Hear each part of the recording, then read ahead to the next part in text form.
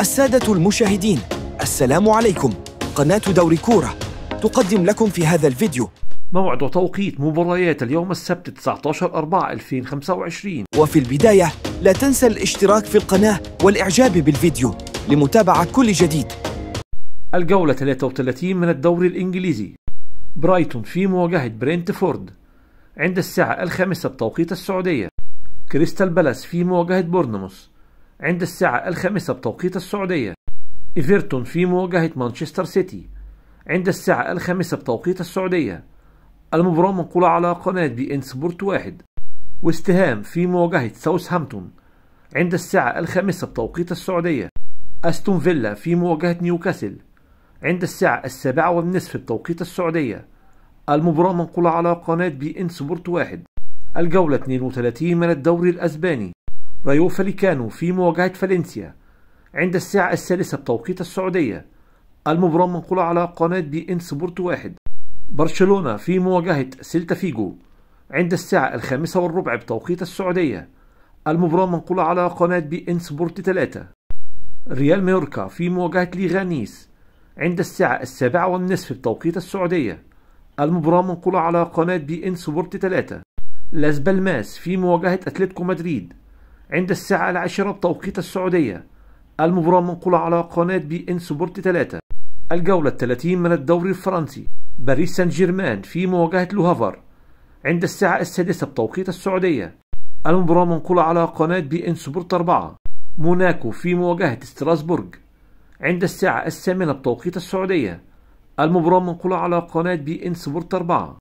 مارسيليا في مواجهة مونبليه عند الساعة 10 بتوقيت السعودية. المباراة منقولة على قناة بي إن سبورت 4.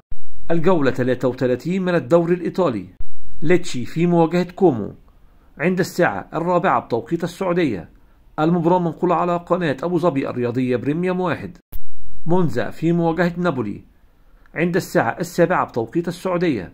المباراة منقولة على قناة أبو ظبي الرياضية بريميوم 1. روما في مواجهة هيلاس فيرونا عند الساعة 9:45 بتوقيت السعودية. المباراة منقولة على قناة أبو ظبي الرياضية بريميوم 1. الجولة 30 من الدوري الألماني. لايبزيج في مواجهة هولشتاين كيل عند الساعة 4:30 بتوقيت السعودية. هايدنهايم في مواجهة بايرن ميونخ عند الساعة 4:30 بتوقيت السعودية. فيردر بريمن في مواجهة بوخوم عند الساعة 4:30 بتوقيت السعودية. فرايبورغ في مواجهة هوفنهايم عند الساعة 4:30 بتوقيت السعودية. ماينز في مواجهة فولفسبورغ عند الساعة 4:30 بتوقيت السعودية. يونيون برلين في مواجهة شتوتغارت عند الساعة 7:30 بتوقيت السعودية. ذهاب نصف نهائي بطولة دوري أبطال أفريقيا. الأهلي في مواجهة سان داونز عند الساعة 4 بتوقيت السعودية 6 بتوقيت مصر. بيراميدز في مواجهة أورلاندو عند الساعة 6 بتوقيت مصر. الجولة 28 من الدوري السعودي.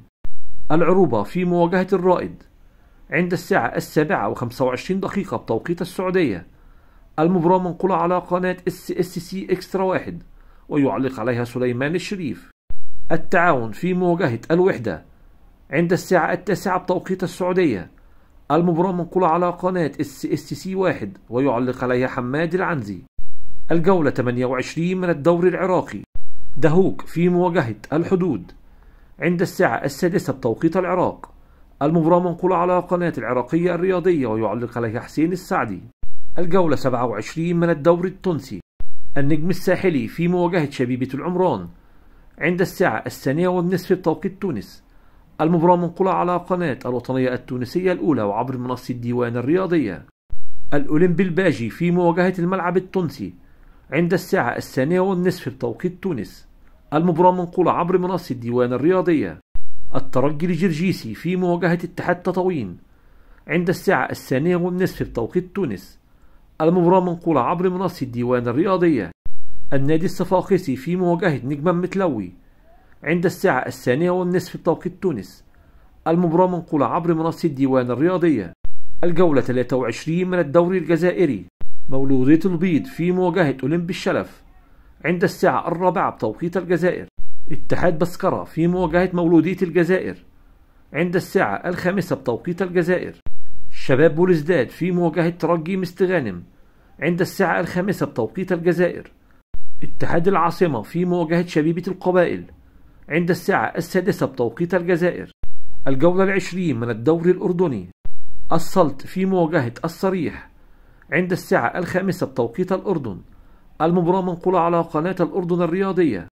الأهلي في مواجهة الجزيرة عند الساعة 7:45 بتوقيت الأردن. المباراة منقولة على قناة الأردن الرياضية.